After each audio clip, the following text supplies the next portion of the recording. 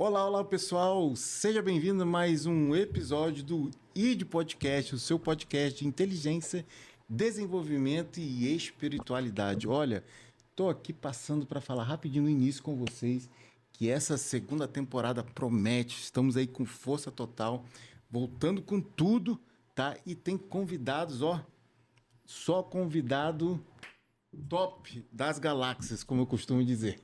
E, gente, vou falar uma coisa para vocês hoje, tá? Nós estamos aqui com um convidado muito especial. Na verdade, todos os convidados são especiais, tá? Mas hoje, tá? A chapa vai esquentar aqui porque a gente tá com um convidado aqui de peso, que a gente está tentando aí a agenda há um ano, tá? Não estava combinando, né, as agendas, mas graças a Deus, né? O céu preparou tudo e está aqui conosco hoje, né? Nada mais, nada menos, pastor Terclin Mesquita. Olá, queridos, graça e paz, é uma satisfação estar aqui no ID Podcast para juntos aí vivemos um tempo de edificação. Deus abençoe a todos, participe. É isso aí. Obrigado aí à audiência que está conosco. E não se esqueça já no início, como eu costumo falar, tá? Você que entende que o conteúdo do ID Podcast é um conteúdo relevante, é um conteúdo que fala aos corações, é um conteúdo que ajuda pessoas. Então, se inscreva nesse canal. Só mete o dedão santo aí, ó. Dá um cliquezinho, se inscreva, comenta, compartilha. Se você vê que essa mensagem te tocou, falou com você, ou você acha que alguém precisa dessa mensagem, pega, copia o link, compartilha com essa pessoa, que assim o algoritmo do YouTube entende que o conteúdo é relevante e ele acaba entregando para mais pessoas também.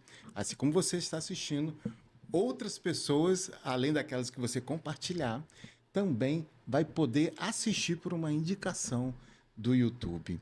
É isso aí. Gente, também gostaria de agradecer aqui também, tá? Os nossos apoiadores, principalmente aí os embaixadores desse projeto, tá? Que é a Brandão Trade Tel, muito obrigado. Já o segundo ano aí com a gente, né? Nessa parceria aí, tá? Nesse apoio aqui do ID Podcast, que Deus te abençoe. Também aí o pioneiro aí, embaixador aí que nos apoiou no início, né? Eterna gratidão ao Walter da Papatude, que Deus te abençoe poderosamente. Tamo junto até a volta de Cristo. Amém? Deus te abençoe, queridos. Gente, queria começar hoje aqui esse podcast, né? Fazer uma apresentação prévia. Por que prévia?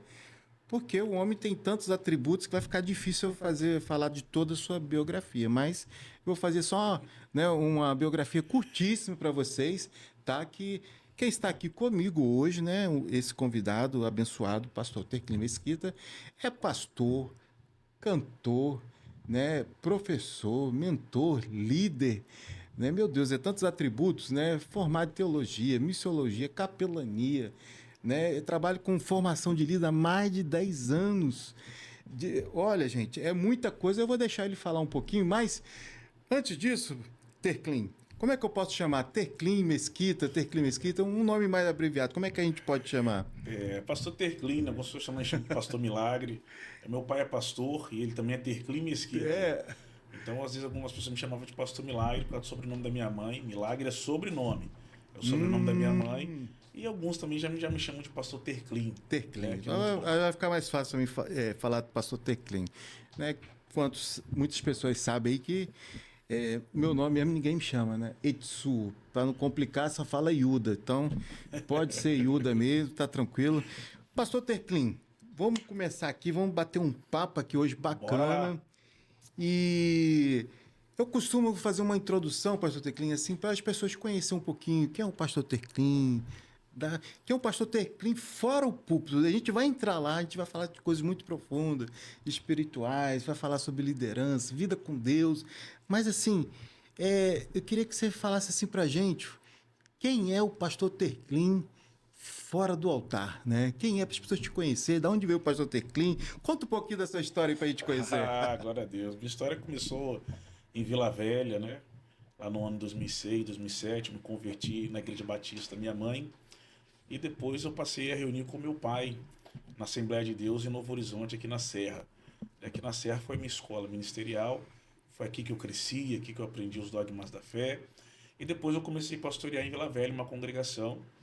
E ali viramos congregação do pastor Joel Machado, né? Uhum. Que já descansa no Senhor, onde eu tive a oportunidade de aprender com ele, de estudar com ele, de ser consagrado por ele.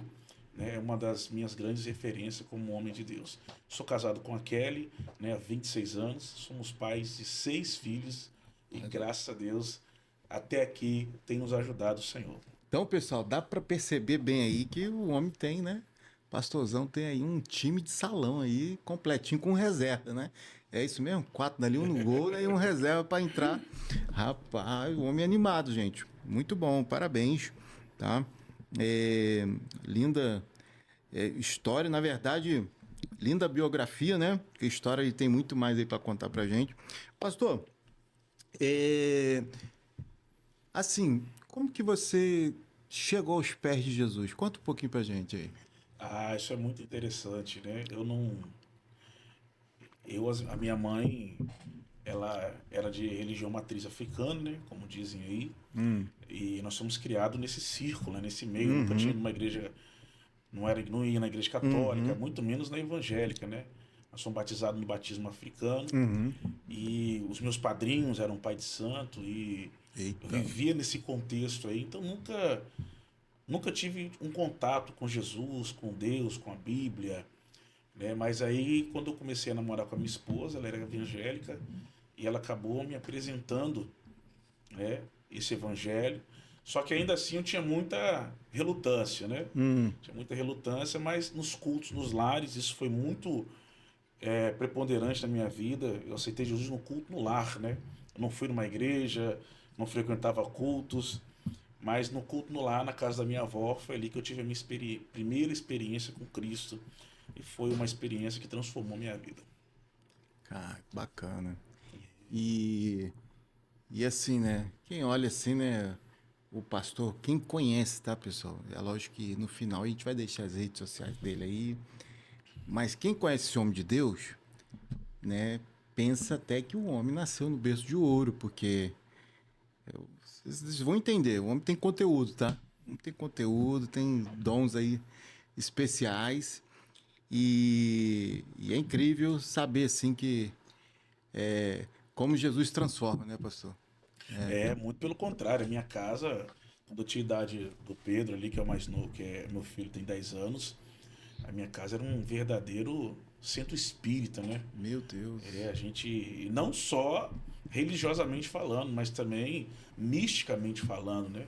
Minha casa a gente ouvia coisas, via coisas, uma situação assim muito tenebrosa, mas que pra gente naquele momento ali era uma coisa tranquila, né? Uhum. Hoje, quando eu estou em casa com meus filhos, vejo como Deus transformou a minha realidade, eu Uhum. fico muito feliz com o Senhor. Mas a minha infância foi muito difícil, foi muito pesada, e eu fui conhecer Jesus só na minha juventude. Eu tinha 22 anos quando aceitei Jesus, né? Hoje já estou com 42 e não foi fácil, né? Foi uma transformação bem radical, mas Deus foi ali paulatinamente ganhou a minha mãe para Jesus, o meu pai, os meus tios, hoje toda a minha família ali, uma grande parte, a maior parte da minha família são cristãos, Uhum. mas o nosso começo foi bem difícil. Mas assim como Deus diz, né?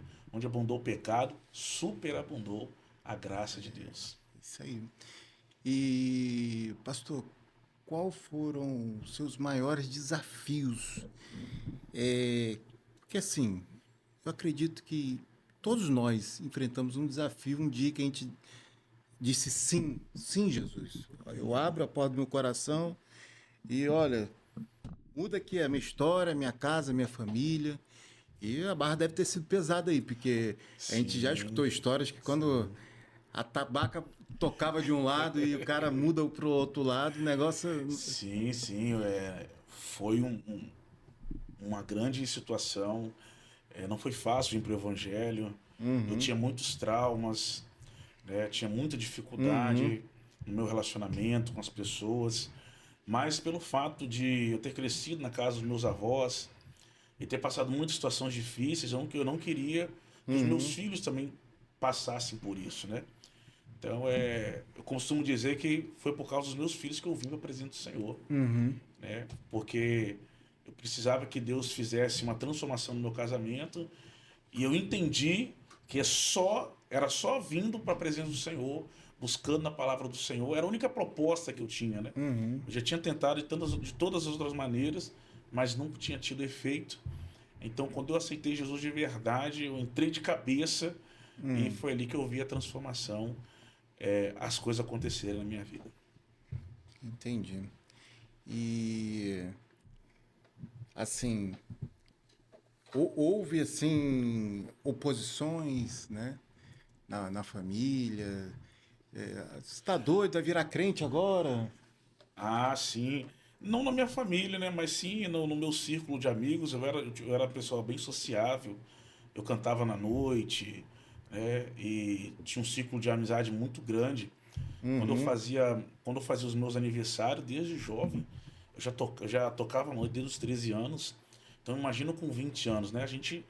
Todo o bairro ali já se envolvia nos eventos que eu fazia. Eu sempre gostei de fazer eventos, sempre fiz muitos eventos. Já Quando eu vim para a conhecida já, né? igreja, eu criei grupo de corinho de fogo, criei círculo de oração de homens, porque eu sempre gostei de fazer eventos, né? Minha família sempre foi muito envolvida, né, com esse tipo de coisa, né? Eu era pequeno, minha mãe me vestia de Michael Jackson, né, para me dançar aquelas coisas. Era uma coisa Quem não, muito, né? não é Quem não, quem né? não, né? Nessa época. Muito cultural isso na minha Aham. vida. Então, quando eu aceitei Jesus, as pessoas, o meu bairro ficou consternado. Algumas É pessoas mesmo? pensavam que eu estava com câncer, outros pensavam que eu estava a chorar O de cara tá na morte. fase Porque terminal. naquela época as pessoas só aceitavam Jesus por isso, né? Só Quando o pela cara dor, tá aceitava doendo. Jesus é porque O estão negócio tá querendo estreito. matar ele, tá com algum tipo de doença terminal. Então as pessoas ficavam me indagando, porque Aham. aparentemente eu tinha uma vida tranquila. Eu não vim para a igreja porque eu tinha necessidade financeira, eu não vim para a igreja porque minha vida era aparentemente ruim. Não, muito pelo contrário, eu tinha uma vida secularmente tranquila. Mas como eu tinha meus traumas da minha família, de separação dos meus pais, Uhum. toda essa situação aí espiritual bem pesada, eu queria algo novo para minha família, eu queria algo novo Uhum. para os meus filhos, e isso eu só encontrei no Evangelho.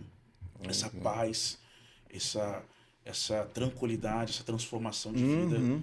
eu só encontrei com Jesus Cristo. Só Jesus é a nossa paz. Uhum. Que benção. E da onde, pastor Teclin, da onde surgiu essa chama do evangelho? Não só de ser um filho de Deus, mas de ser um ministro, né? Da onde veio isso? Da onde queimou isso? Como é que nasceu isso na vida do pastor? Deus ele faz um paradoxo muitas vezes em nossas vidas, né? Quando Deus chamou Abraão em Ur dos Caldeus, era Abrão ainda. Uhum. Abrão era filho do maior idólatra da Mesopotâmia, que era Terá. E eu imagino que, diante de todos aqueles deuses que tinha na casa de Abrão, que ele cresceu vendo aquilo ali, Deus pequeno, Deus de barro, Deus de madeira, Deus de ouro, Deus de prata. E ainda assim ele perdeu um irmão, ainda assim ele perdeu um pai, ainda assim ele tinha uma mulher estéril, uma esposa estéril. Ele só pode ter chegado a uma conclusão. Todos esses Uhum. deuses aqui não têm serventia de nada para minha vida. Eles podem até servir para outros, mas para mim não serve. E é nesse exato momento que Deus poderia ter escolhido qualquer outro homem, mas ele chamou Abrão, o filho de Terá, o filho do idólatra, Uhum. e ele se tornou o pai da fé. Eu penso que muitas vezes Deus ele faz esse paradoxo na nossa vida. Ele vai lá na casa do mais boêmio, ele vai lá na casa do mais afastado, aquele que nunca conheceu Deus. As pessoas perguntavam para mim, eu com 20 anos, você crê em Deus? Eu falei, não acredito em Deus, não creio. E eu não falava da boca para fora, como falam até, eu falo de verdade, porque eu não conhecia. Então, quando eu conheci esse Deus, quando eu tive a experiência com esse Deus de verdade, eu entrei de cabeça. Entrei de cabeça de uma forma avassaladora.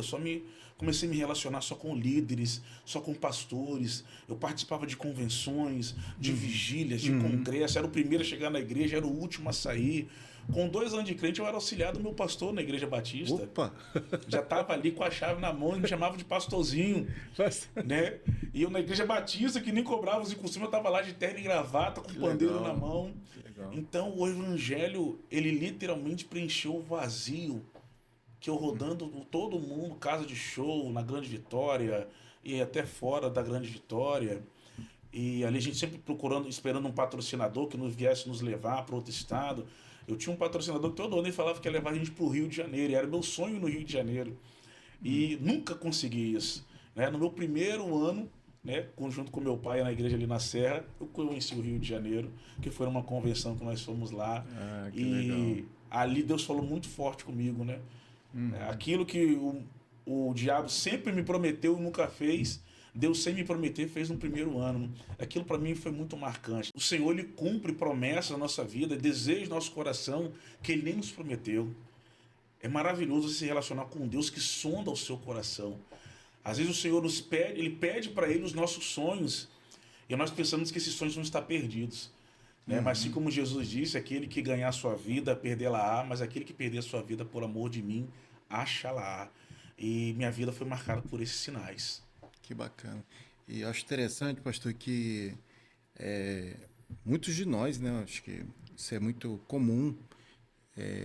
O homem, ele faz planos, né? Mas a resposta final, ela vem de Deus, né?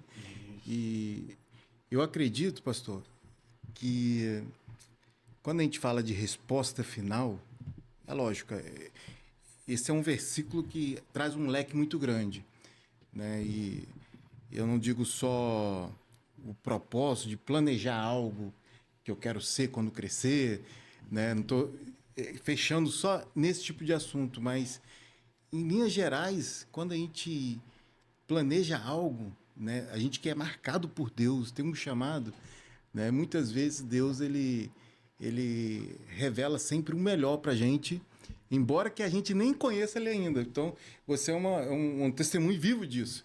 Né? Você nem conhecia Jesus, mas ele já tinha traçado um plano para sua Sim, vida. sim. Né? Então, acredito que quando você era criança, você não imaginou que seria um pastor. Nunca, nunca imaginei. Eu sempre fui muito introvertido, tímido. Né? Caramba, Eu sério? cantava na noite, Aham. mas não tem aquela parte de você falar para as pessoas? Eu Uhum. não falava nunca. Né? Sempre Nossa. muito tímido, muito introvertido, mas sempre com aquela vontade de fazer algo, de pertencer a algo. Então, quando eu comecei a me caminhar com Deus, eu lembro até hoje, minha esposa, ela me deu uma Bíblia de todo tamanho, a Bíblia pentecostal, e eu não tinha o hábito de ler, não tinha o hábito Uhum. de me concentrar, e eu li aquela Bíblia de uma forma tão ávida, de uma forma é, tão necessária para mim, que aquilo transformou a minha vida. Eu li a Bíblia, só aquela Bíblia eu li ela 4 vezes. Uau. E aquilo foi me transformando de uma maneira é, como alguém desesperado, alguém que viveu a vida inteira no deserto, sem perspectiva nenhuma de vida. Era, né? Você está ali numa comunidade, você é preto, sem dinheiro, seus pais separados, criado na casa dos seus avós, sem perspectiva de vida nenhuma. Né? Eu tinha tios que falavam, vai morrer antes dos 18. Meu Deus. Então eu vivia num total desânimo, sem perspectiva nenhuma. Quando eu conheci o Evangelho e comecei a ler e vi as promessas e tudo aquilo que eu fiquei assim maravilhado. Eu lembro que uma vez eu cheguei para o pastor de uma igreja que eu frequentava, né? E tinha algumas pessoas que me conheciam. E ele Deus começava a usar o pastor lá, falava assim: os irmãos da igreja estão falando da minha vida para o pastor. Estão falando da minha vida. Você que fica aí na noitada, você que fica aí perdido, que não sei o quê. E eu ficava ali chateado. Eu falei assim: ó, eu vou ler essa Bíblia todinha. Se eu achar qualquer coisa Vão que apanhar. vai apanhar vocês, vai apanhar, porque eu tô achando que vocês estão tudo macumunado aí para me enganar, vocês estão querendo me enganar. E desde então, até hoje eu tô lendo essa Bíblia e até hoje eu tô sendo fiel a esse Deus. Que E até hoje ele bacana, tem cara. feito, ele continua fazendo coisas maravilhosas. Que bacana. Pastor, eu falando em coisas maravilhosas, né? Essa questão aí que você mencionou sobre a descoberta, sabe, desse Deus poderoso, essas maravilhas que você, é, essa água que você bebeu, né, anos atrás e está bebendo dessa fonte até hoje, não só bebendo, mas como é que diz a palavra mesmo? Jorrando, né? Para outras vidas, poderia dizer assim, né? Transbordando, gerando transbordo, né? Pela igreja que o senhor passa, na sua própria igreja, na vida dos seus alunos, né? Como professor, aonde você ministra, né? É, é algo muito tremendo, né? É algo muito tremendo. E eu fico assim pensando que isso tudo, entrando num bloco agora para falar sobre vida com Deus, sabe? Isso tudo é possível viver, né? Porque você decidiu ter uma vida com Deus. Então, eu queria entrar nesse Sim, bloco aí de falar a vida com Deus, tá? sim. Que o pastor me diria sobre isso? A vida com Deus é imprescindível para que você se mova de uma maneira gradativa, de uma maneira vitoriosa no reino de Deus. Uhum. A Bíblia é o nosso alimento e quem não se alimenta dela vai perecer, vai ter dificuldade. Nosso alimento é espiritual. A minha vida com Deus, eu creio que ela foi gerada através de um grande incentivo, né? A minha mãe, mesmo ela fazendo parte ali, uma grande parte da vida dela, quando ela se converteu ao Senhor, ela se tornou uma grande mulher. A maior mulher de Deus que eu já conheci na minha vida foi a minha mãe. Que Ela bacana. tinha um temor de Deus que passava pra gente. Ela Uhum. louvava, ela cantava muito Rose Nascimento, Chile Carvalhais. E quando eu aceitei Jesus, ela me influenciou muito. Ela dizia pro meu pastor assim, ó, você pescou um grande peixe. E eu não imaginava o que ela estava falando, mas eu acreditava naquilo que ela estava dizendo. E ela me incentivou, não só ela, como a minha esposa também, né, o meu pai, né, a minha avó, a minha tia, todas as pessoas que outrora faziam parte de religiões matriz africana, agora convertidas, Nossa. parece que elas pegaram todas as expectativas dela e jogaram sobre aquele menino que estava acabando de se converter, que veio do pagode, que veio do mundão, que veio da noitada. E aquilo ali me influenciou muito e me ajudou muito a ter uma comunhão com Deus. Eu pegava um pouco da comunhão que a minha mãe tinha, da minha tia, da minha avó, do meu pai, da minha esposa. Eles foram excelentes exemplos para mim, como homens de Deus, como mulheres de Deus, como pessoas de temor, com pessoas que eram obedientes a Deus. Então eu tive um suporte que eu aprendi e fui dando sequência. Eu entendo que quando você começa a sua caminhada com Deus, é um fator muito preponderante as pessoas que você vai se relacionar ali. Né? A esfera do tipo das pessoas. Não é que você tem que fazer exceção de pessoas, mas o reino espiritual é uma batalha, é uma guerra. Uhum. E quem está do seu lado, né, vai fazer toda a diferença, né, no seu trajeto. Então a minha mãe era uma mulher de Deus muito usada por Deus. A minha esposa é uma mulher muito temente a Deus, a palavra de Deus. Sempre me ensinava, faz o que a palavra diz, obedeça a palavra.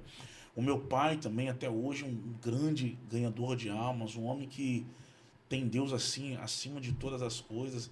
A minha tia, a minha avó. Então eu tive excelentes exemplos para que eu pudesse chegar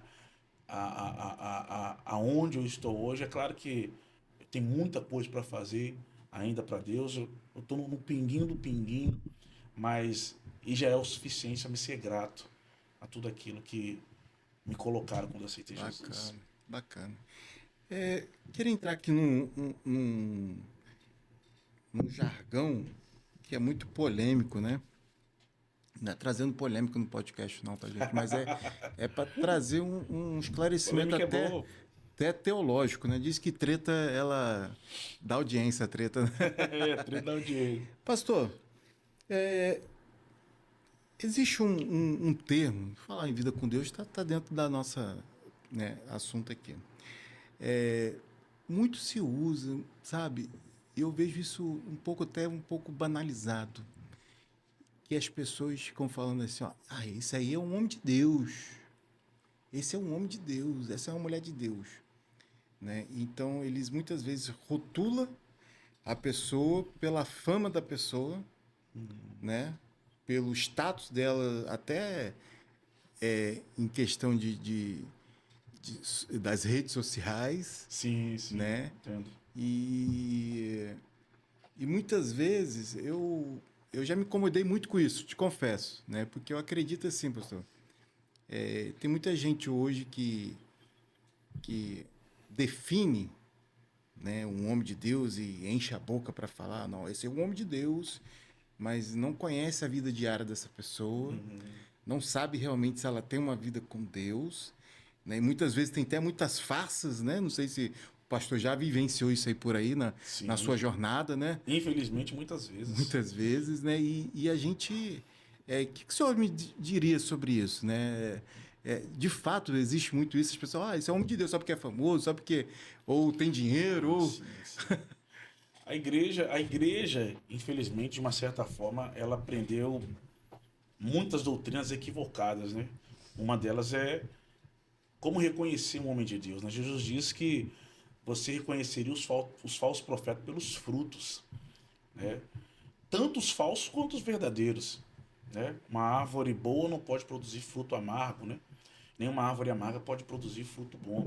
Então a igreja, ela equivocadamente, ela valoriza, né, as pessoas pelo talento, pelo aquilo que estão entregando, né? Só que a Bíblia ela te ensina de outra maneira, Pelo externo, né? tem outra Não, palavra não que você ensina você a disse. conhecer ninguém pelas agendas que ele tem, pelo número de seguidores que ele tem, ou pelo terno que ele usa. Até muito pelo contrário, né? O que eu ensino na minha mentoria é que líder é aquele que serve, né? A autoridade da sua palavra está no serviço que você entrega às pessoas. Ficar pregando em igreja de cidade em cidade é muito bom, é necessário que isso aconteça, mas validar uma pessoa pela sua performance, né, pode ser muito perigoso. Pode ser muito perigoso. Lá em Gálatas, capítulo 1, o apóstolo Paulo fala que Satanás, se possível, se transfigura em um anjo de luz, né? E vem com engano, né? E vem com sofismas. Então, o homem de Deus, a mulher de Deus, ele precisa ser validado pelo seu fruto, pelo aquilo que ele exerce. Esse dia até mesmo eu estava comentando com um dos meus alunos, né? Aquele pregador que ele prega em tudo quanto é lugar, mas quando ele prega na igreja dele, a mensagem não flui. As coisas não acontecem.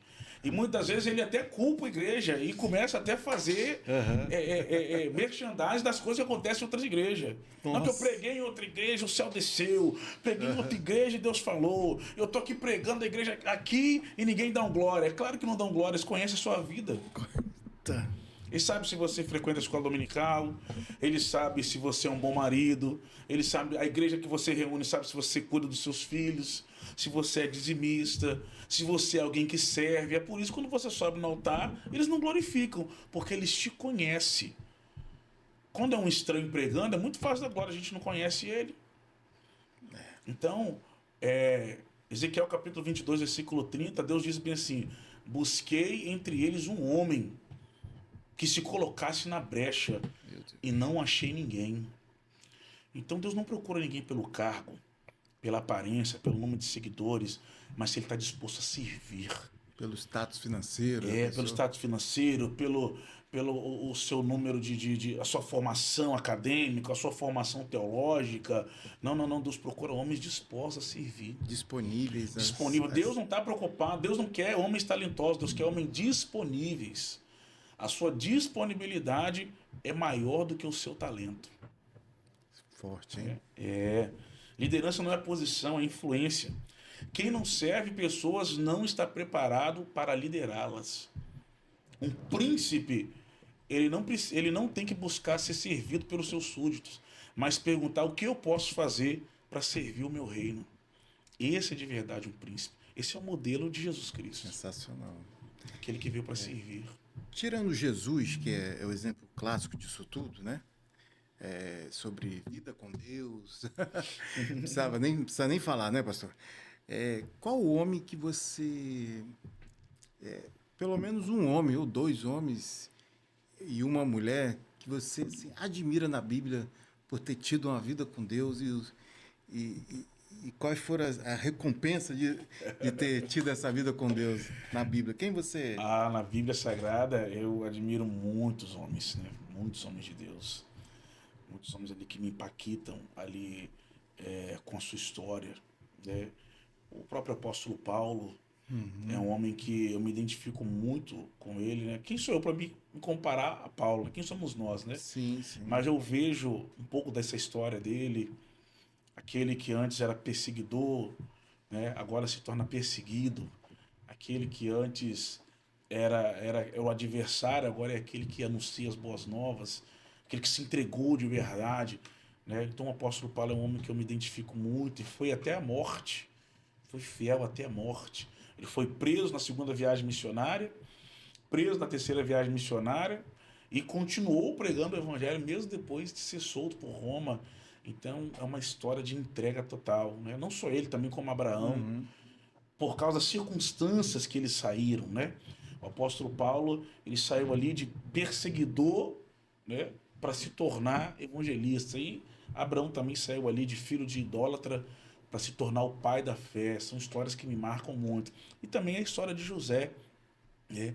Ele ali, ele é um patriarca, ele herdou dos seus pais muitas coisas espirituais, mas o que me chama a atenção é que ele soube ter domínio próprio e exercitar sua fé em ambientes adversos.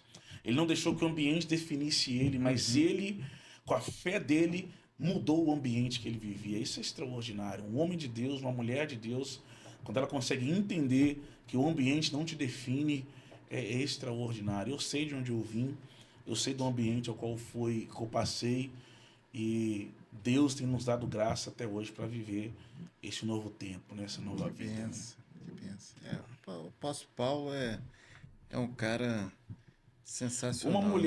Uma mulher, como você falou aí, É, seria a Ruth. Ruth. Ruth, a Moabita.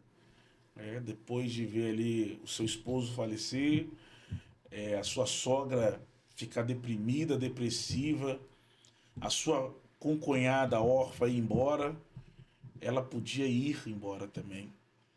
Mas ela faz uma das maiores declarações que eu já vi na Bíblia Sagrada, né? Aonde Uhum. fores eu irei, onde deitares eu deitarei.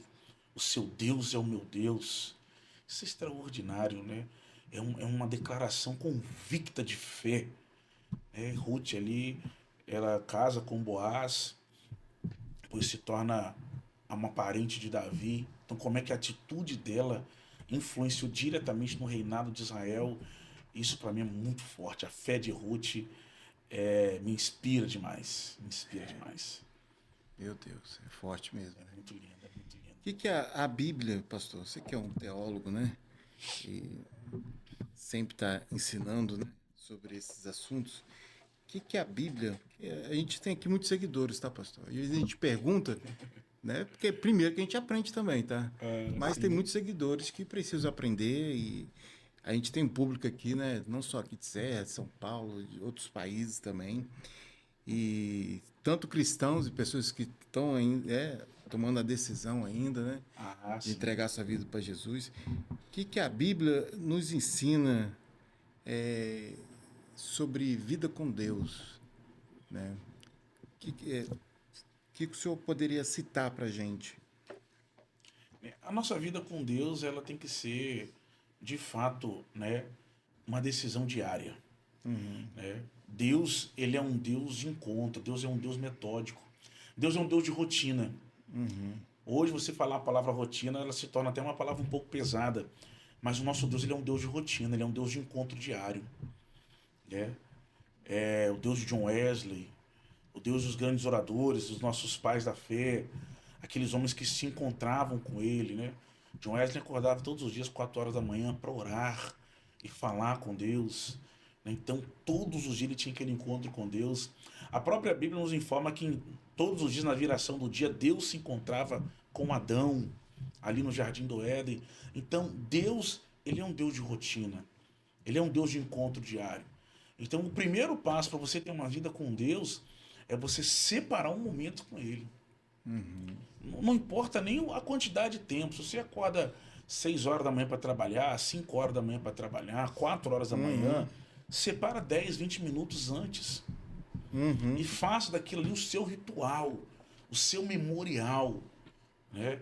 Quem começa o dia falando com Deus não vai terminar confessando pecados e mazelas. Se você começa o seu dia falando com Deus, entregando ele para Deus, provavelmente você vai terminar o seu dia agradecendo. Que bacana. Então é ter esse contato com Deus. Eu acho que é o primeiro passo da vida com Deus. É você tirar ali o seu tempo para ter o seu devocional, botar um louvor, ler uma palavra, meditar naquilo ali, levantar, tomar um banho e ir para o seu trabalho. disso aí tudo flui. Tudo flui. Então, a vida com Deus ela começa em pequenos passos. Uma oração de 5 minutos, que vai aumentar para 10, que vai aumentar para 20, que vai aumentar para 1 hora, né? Nada começa grande da noite para o dia. Mas se você for ali paulatinamente, né, pingando e molhando, você vai ver como você vai crescer, como você vai se desenvolver, como você vai se mover cada vez de forma mais aprazível, né, e sentir essa presença de Deus ao seu lado. Vida com Deus é rotina. Né? Não é um encontro, são, né? É uma rotina de É uma encontros. rotina diária de encontros. Abraão, onde chegava, construiu um altar. E ele passou isso para Isaac, passou isso para Jacó. Porque onde Abraão chegava, ele apresentava o local a Deus. Uhum. E não era qualquer lugar. Né? Abraão ele era um grande construtor. Né? Com certeza ele não fazia algo simples para Deus. Aonde ele chegava, ele construía um altar para Deus. Um Deus de relacionamento. O nosso Deus ele é um Deus de relacionamento. E no caso, pastor, a gente entende então que é uma jornada, né? A nossa vida, a nossa jornada é uma jornada de encontros, né? De encontros com Deus, né? E na jornada, é igual a gente estava falando aqui, a gente sempre fala, na verdade, sobre processos, ciclos, desertos, né? E tudo isso a gente passa na vida, mas a gente tem que entender que sem Deus não tem como prosseguir. Né? Deus não se manifesta pela sua necessidade. Deus não opera pela necessidade de ninguém. Deus ele se manifesta por relacionamento. Deus opera por atitude de adoração. Quem tem uma vida impactada por Deus, pelo céu, é alguém que está clamando, que está pedindo. Jesus entra em Jericó, Marcos capítulo 10, e o texto informa que ele dá graça e paz, que ele fala shalom, que ele fala baruch Hashem, nem que ele para falar para mendigo nenhum. Ele entra na cidade. E na saída da cidade tem um cego que está gritando: Jesus, filho de Davi, tenha compaixão de mim. Será que Jesus não tinha visto aquele cego ali? Será que ele não sabia que tinha um cego ali? Será que ele não sabia que ele podia operar? Né? Mas muitas vezes, até mesmo o próprio livre-arbítrio, né, faz com que Deus nos dê a oportunidade de pedir. Ele diz para Jeremias: clamas a mim e responder-te-ei. Né? Buscar-me-eis, ele diz para Isaías: buscar-me-eis e me achareis quando me buscares de todo o vosso coração. Então, tem uma atitude, eu costumo dizer, o céu ele age, mas ele muito mais reage. O céu ele age, mas ele muito mais reage. Jesus diz em Mateus capítulo 16, aquilo que ligar na terra será ligado no céu. Então, a ação parte da terra e a reação parte do céu.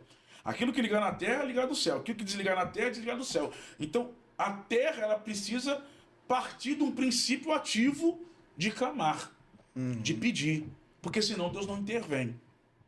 Se Deus operasse pela necessidade, o primeiro lugar que ele tinha que ir seria nos hospitais, debaixo das pontes, debaixo de pontes, lá nas biqueiras, onde tem as pessoas mais pobres.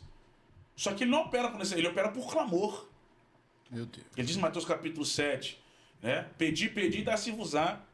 Buscai e achareis. Batei e abri-se-vos-á. Porque aquele que pede, recebe. Aquele que busca, encontra. Aquele que bate, abrir-se-lhe-á. Então, Ana, né, alguns historiadores dizem que ela orou, ela ia no templo há 18 anos. Subia estéreo, descia estéreo, subia estéreo, descia estéreo. E não era o culto que tinha que mudar, não era o pastor que tinha que mudar, não era o louvor que tinha que mudar. Quem tinha que mudar era a atitude da adoradora. E o dia que Ana falou bem assim, vou subir e vou entregar uma adoração diferente. Deus lá no céu gritou, se tu subir diferente, você desce diferente. Então nós precisamos de tomar uma atitude. Assim como o cego. Jesus, filho de Davi, tem compaixão de mim.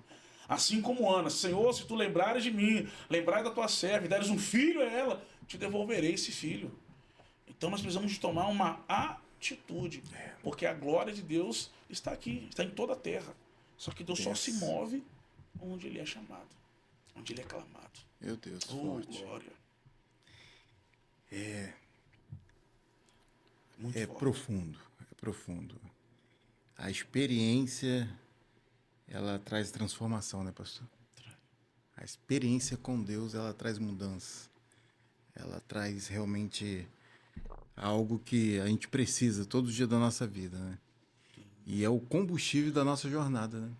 Sim, nós precisamos estar preparados, né? Preparados para aquilo que Deus tem na nossa vida, preparados para o nosso chamado. E o preparo, ele é o tripé de 3 coisas: conhecimento, habilidade e atitude. Quem é aquele que está preparado? É aquele que tem conhecimento, habilidade e atitude.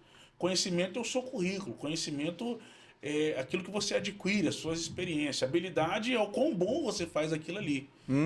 E atitude é o que você precisa ter. O reino de Deus, ele é feito de interessados, não de interesseiros. Opa! Né? Tem muita gente interesseira e pouca gente interessada. Né? Então o reino de Deus, ele é feito de interessados.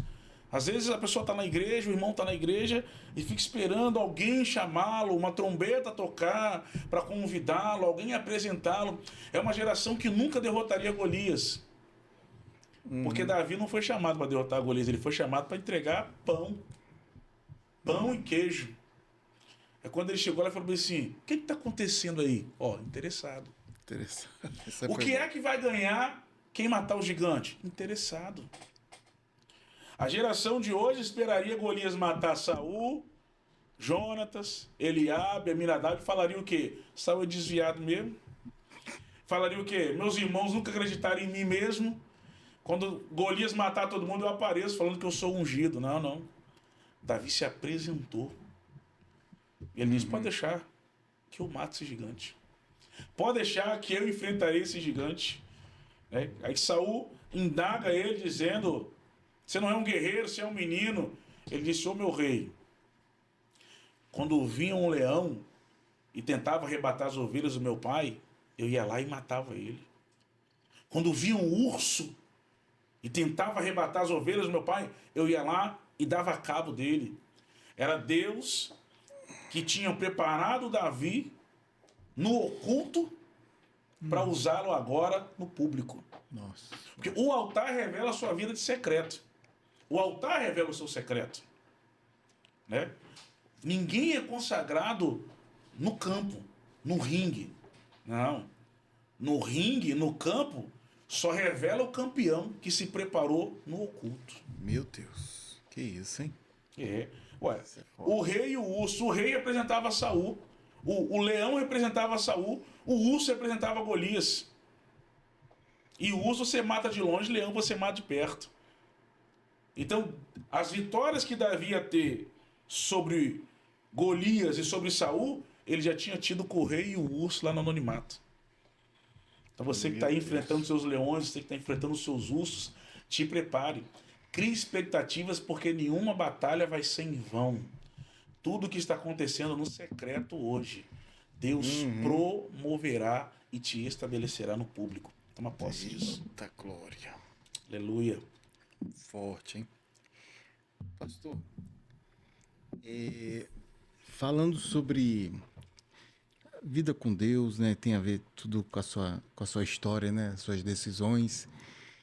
Falando agora sobre essa jornada de liderança, um homem aí que lidera e tem, né, habilidade para ensinar líderes, né? Há anos, né? Sim, Conta um pouquinho sobre isso pra gente. Eu nunca quis, né? O chamado, a primeira manifestação do chamado é você entender que você não tem capacidade de fazer isso, né? Como eu falei, eu era muito tímido, muito introvertido, mas sempre tive muita fome de Deus, tinha muita sede de Deus.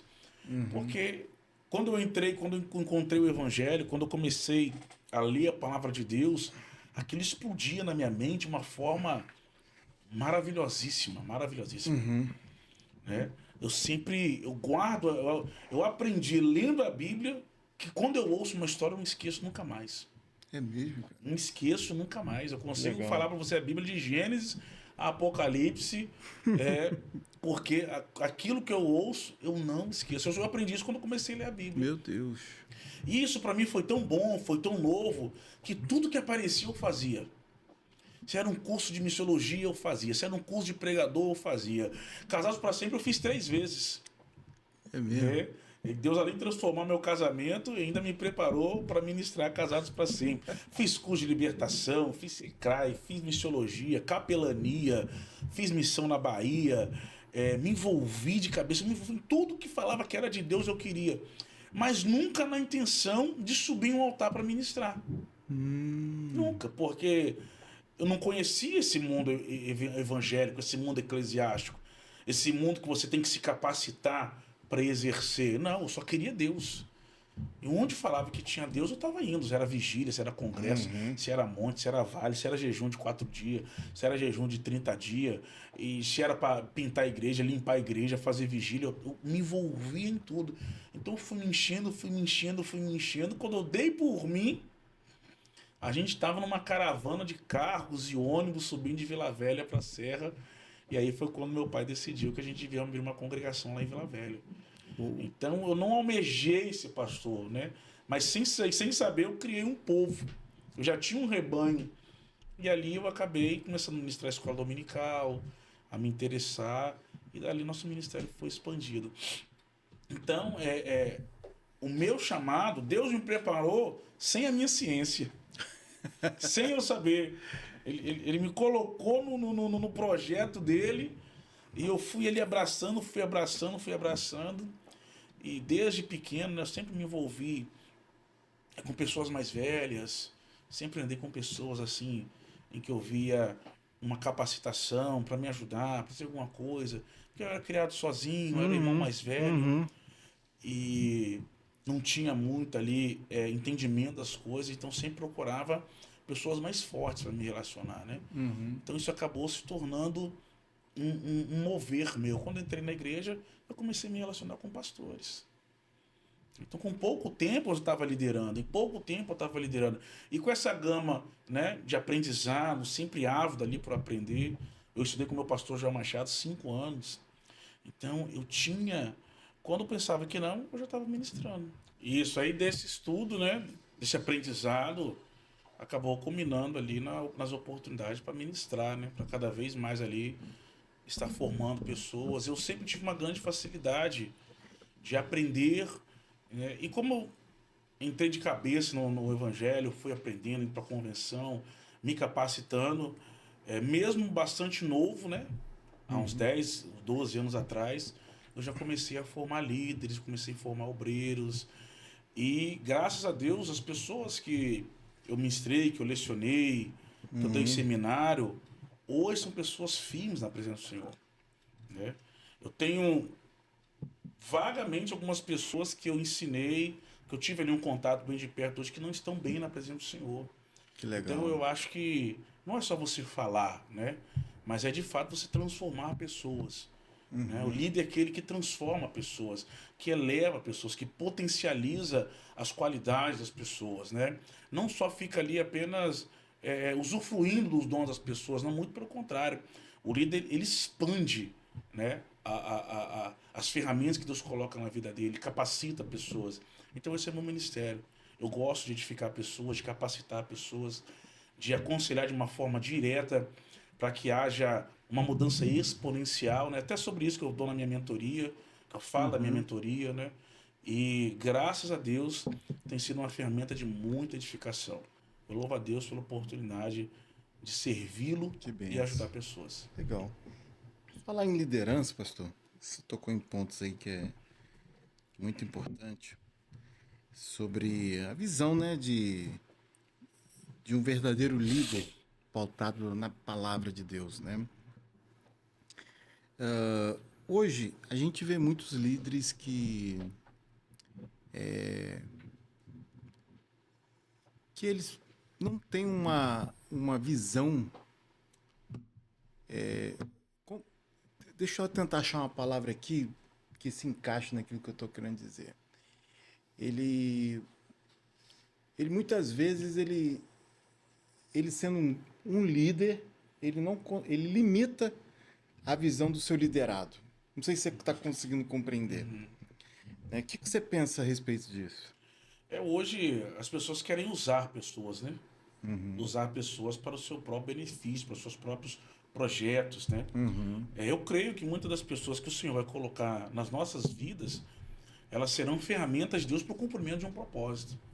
Mas a liderança também no reino de Deus, é o que Jesus fazia, ele evoluía as pessoas que se relacionavam com ele. Ele transformava essas pessoas que se relacionavam com ele. Um crescimento. Projetava, ele disse para Pedro, Pedro, tu me amas? Apacenta minhas ovelhas. Então, em um momento ali que seria, talvez, de uma palavra de constrangimento para Pedro, foi praticamente uma consagração ministerial. Né? E para um João ali, que muitas das vezes ficou com ele até o final, Jesus tinha uma palavra de exortação. Né? Então, o líder é aquele que ele potencializa as pessoas, potencializa as qualidades, minimiza os defeitos, corrige aquilo que tem que corrigir, mas ele não deixa a vida da pessoa da mesma maneira. E nem se torna apenas usa a pessoa como um pedestal. Né? Muito pelo contrário. O líder, ele tem que servir pessoas. Liderar é cuidar. Liderar é ouvir. Liderar é desenvolver pessoas. A maioria dos grandes ministérios hoje no Brasil não tem um substituto. Você pegar os grandes pastores aí, de várias denominações, cadê o substituto dele? Se ele morrer hoje, quem vai substituir ele? Eu tô lembrando aqui, entrando num tema que até da Copa do Mundo, outro dia eu vi uma reportagem, não é levando pro lado, né, do futebol, mas é um exemplo clássico, né? Que o cara, ele fez um vídeo tão bacana, falou assim, todo mundo está se atentando para tantas coisas, mas muitas pessoas não se tocaram que algo está para acontecer, aquela voz emocionante, sabe? Que nunca mais você vai ver jogadores igual a esses, que é uma era que nunca mais vai voltar atrás. Que é a era do Messi, que está acabando, é a última Copa deles. Do Messi, Cristiano Ronaldo, Neymar, entre outros. Foi falando de outros, né? Jogadores, só fera. E você falando disso, eu lembrei disso, que quem será a próxima geração? Você olha assim, você fica, caraca, né? Hoje, sei, tá estranho, o negócio tá estranho. Uma vez, pastor, eu não sei, uma pessoa conceituada falou isso, eu não lembro dessa pessoa, que falou sobre isso, mas falou dessa forma, que o verdadeiro líder, ele faz líderes maiores do que ele. Sim. Jesus disse, né, vocês farão as mesmas obras que eu faço e farão maiores. Até Jesus disse isso. O próprio Jesus disse. O grande legado de um líder é deixar alguém melhor do que ele. Você pega o legado, o que Abraão passou para Isaac, o que Abraão fez, Isaac fez mais, o que Isaac fez, Jacó fez mais, o que Jacó fez, José fez mais, o que José fez, Moisés fez mais, o que Moisés fez, Josué deu continuidade, o que Elias fez, Eliseu fez mais. Né? Então você vê esse grande legado, essa passada de bastão. Jesus e os apóstolos, né? Paulo e Timóteo. Né? Hoje você tem essa dificuldade na igreja, no reino de Deus. Parece que nós não estamos preocupados com o que nós vamos deixar nas pessoas. Nós estamos preocupados com a herança e estamos esquecendo o legado. Herança é o que você deixa para as pessoas. Legado é o que você deixa nas pessoas. Então quem é que você está preparando para assumir o seu lugar? Com quem é que você está tendo aquela conversa para mostrar, para dizer, prepará-lo? Porque a obra de Deus vai continuar. Elias, Eliseu, homens né? passam, homens passam. A obra permanece. Então, um verdadeiro líder, ele forma pessoas melhores do que ele. Hoje as pessoas estão querendo ser aplaudidas, as pessoas estão querendo ser adoradas. Líderes que não têm contato com pessoas, né? Pastores que nunca foram na casa das suas ovelhas. Né? Isso é incongruente. Né? Isso não bate com o Evangelho. Não bate com o Evangelho. Com as características do obreiro, lá de 1 Timóteo capítulo 3. Né? Lá em Êxodo capítulo 18, o texto informa que Moisés ele ficava de manhã até a noite atendendo o povo. E Jetro disse, por que façais tal coisa? Você vai falecer. Peguem homens de verdade, homens que temem a Deus, homens que aborreçam a avareza, e botem ele chefe de 1.000, de 100, de 50 e de 10. Quer dizer, forme líderes, Moisés. Forme líderes. E quando esses líderes eles resolvam essas coisas, o que eles não conseguirem resolver, eu passo para vocês. É esse princípio de Êxodo 18 que acontece lá em Atos capítulo 6, quando você institui os diáconos. A igreja sofre um grande crescimento, né? E quase acontece a primeira divisão da igreja primitiva, em Atos capítulo 6. Porque em 2 cultos, 5.000 almas. Meu Deus. Então você tem um crescimento aí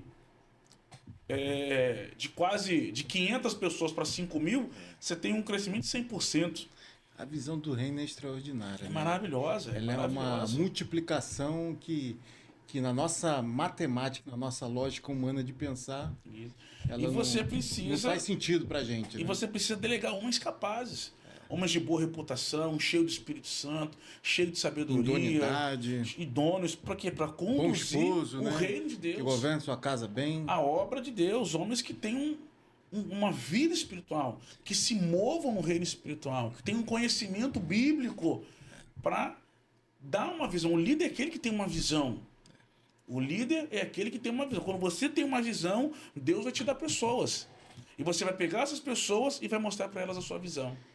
E você falou uma coisa aí, pastor, que de fato é um alerta que nós temos que acender, né, na nossa comunidade, que eu digo, não igreja local, né, na comunidade cristã. Sim, sim. Né, na comunidade cristã, porque hoje muitas lideranças parece que têm medo de, não sei se é ciúme, o que é, de ver outras pessoas crescerem mais do que ela. Tem uma tese que eu já falo isso há anos, tá? Eu não sei se você já ouviu falar isso, que foi uma coisa que eu criei da minha cabeça, mas eu nunca ouvi de outra pessoa, é coisa minha, né? Que é a síndrome de Faraó.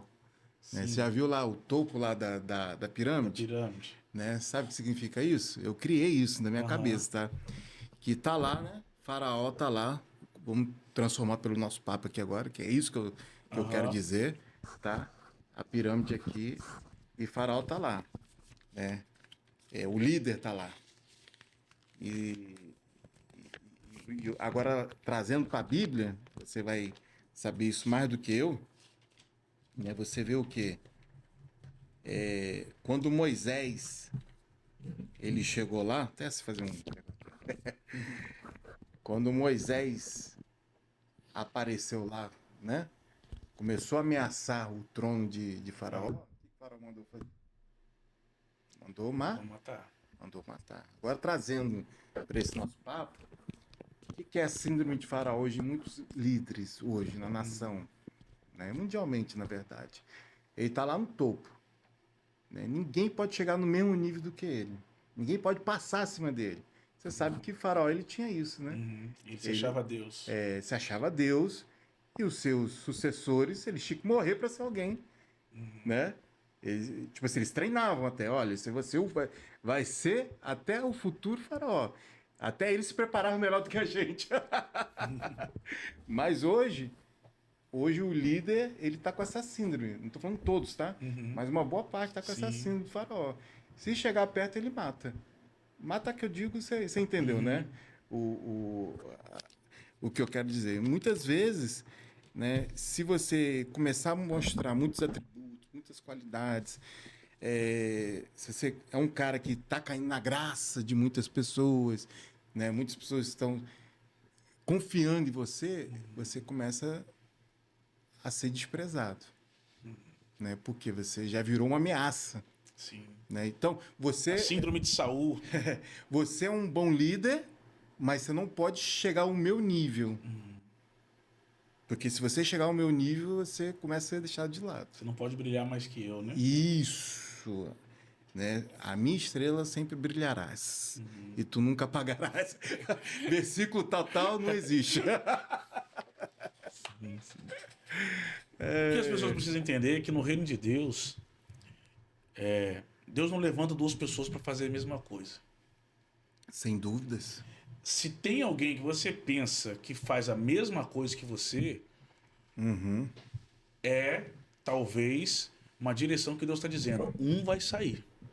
Uhum. Um vai sair. Como é que vai sair? Talvez quando Deus não coloca dois pastores para uma ovelha. Se tem, um vai sair, né? Deus está preparando um para algo maior. Eu gosto de pensar assim. Se Deus coloca alguém para fazer a mesma coisa que eu estou fazendo, para me mover aonde eu estou me movendo, é porque Deus está preparando para levantar É, verdade. um nível a mais.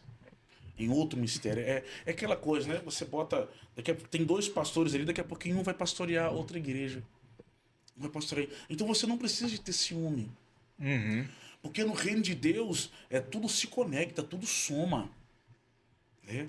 Não precisa de ter inveja no reino de Deus. Na verdade, eu costumo dizer que no reino de Deus, quem compete já perdeu. Já perdeu. Quem compete já perdeu. Você precisa entender que muitas vezes. Primeira coisa, né? Você tem que se conhecer. Quem se conhece não tem inveja do que o outro Isso, cara, eu ia falar isso. é. Ele não fica inseguro, ele não é Não um. fica inseguro, ele sabe quem ele é, ele sabe quem do ele potencial dele. E sabe que se Deus quiser levantar alguém, Deus levanta quem ele quiser. Isso, pastor, se Porque chama. é obra do Senhor. Isso chama clareza de identidade. Sim, ele maturidade. sabe. Maturidade. Maturidade. Deus ele está fazendo coisas extraordinárias todos os dias na vida de quem precisa, de quem quer, de quem ele acha que vê graça. É isso aí. Então, eu até costumo dizer sobre os irmãos de José, né? Se os irmãos de José, ao invés de vender, patrocinassem, eles usufruiriam muito mais do chamado do irmão. Porque se Deus quisesse mandar José para o Egito, ele mandaria de outra maneira. Mas não vai mandar deixando o diabo me usar para tentar matar aquele que Deus chamou. Rapaz, forte. Se Deus quiser usar alguém para que ele passe por um deserto, que não seja eu. Jesus vai ser traído, mas eu que não serei o Judas. E eu que não serei o Judas. Se os irmãos José patrocinassem ao invés de vender, a nossa geração é essa. A nossa geração, quando vê alguém brilhando, em vez de patrocinar, quer matar. Nossa. Só que tem muita gente lá no futuro que vai se arrepender de não ter te tratado bem no passado. Meu Deus. Muito bom, muito bom. Pessoal, se deixar, vira vigília. Né? Se deixar, vira vigília. O papo tá muito bom, né? Chegamos aqui 1 hora e pouquinho, né? E assim, pastor, eu vou ter que convidar o senhor de volta aqui, porque o negócio tá profundo. Agora. Não vira vigília, né? Sabe que tem um tempo aí pra gente falar aqui, né, pessoal? Porque senão eu sei que você fica cansado aí também do outro lado, assiste em vários pedaços. Mas, pastor, eu te agradeço aí por esse momento precioso, sabe? Foi uma honra tê-lo aqui. Pra mim foi uma satisfação, depois a gente tantas vezes tentando, né, Isso, conseguir. isso. E eu queria até fazer aqui um merchan, posso fazer Pode, aqui? deve, eu sempre peço isso também. Eu quero agradecer aí. Eu terminei ontem de fazer as minhas facetas, fiz lá na AB Odontologia. Olha aí, ó. Doutora Biqueila, Deus te abençoe, doutor Aires, a Kelly, uma equipe profissionalíssima. Que legal. Eles não são só profissionais, eles cuidam, eles amam. Que né? E eu benção. te indico, ela aí retirou, fez uma grande obra na minha vida. Grande obra, né? glória. Porque, né, graças a Deus aí, ela fez esse trabalho profissionalíssimo aqui nos Nossa, dentes. ficou chique, hein? Gente que prega, E né? veio para estrear o podcast, né? Veio para estrear o podcast. Deus abençoe aí, Rapaz. a minha odontologia. Quero agradecer também a minha família, a minha igreja, a Deministra, a nossa igreja, né? Nosso pastor presidente Rubens Xavier, pastor Marcos Xavier. Um abraço, um beijo, né? Homens que acreditam no nosso chamado, que acreditam no nosso ministério. Deus abençoe a nossa igreja, amo todos vocês. Pastor, mas antes de finalizar, eu sempre costumo pedir para deixar um recado dentro do assunto que a gente estava falando, né? Direto para a audiência, né? Sobre 2 assuntos, né? Deixa um recado sobre a vida com Deus, a importância, né? Da vida com Deus. E se quem está do outro lado deseja se transformar num líder, deixa uma mensagem para finalizar. Deus tem um chamado na sua vida, Deus tem um propósito na tua vida. Tudo que aconteceu na tua vida até hoje está corroborando para o ministério que Deus tem para você. Ele disse para Jeremias, ainda antes que fosse formado no ventre da tua mãe, eu te conheci, te separei, te ungi e as nações te dei por profeta. Então você não é um acidente, você é um projeto de Deus. Deus me arrancou lá da lama, do lamaçal do pecado, de uma família disfuncional e destruída, e me deu hoje um lar luz, um lar farol. Eu louvo a Deus pela minha família e mais ainda pelo Deus que constituiu a minha casa. Deus abençoe a sua vida e até a próxima. É isso aí, pessoal. Muito obrigado. Não esqueça aí de compartilhar, curtir, comentar. Agradeço a todos vocês. Obrigado mais uma vez. Pastor Teclin, tamo junto. Deus te abençoe. Amém. Deus abençoe. Amém.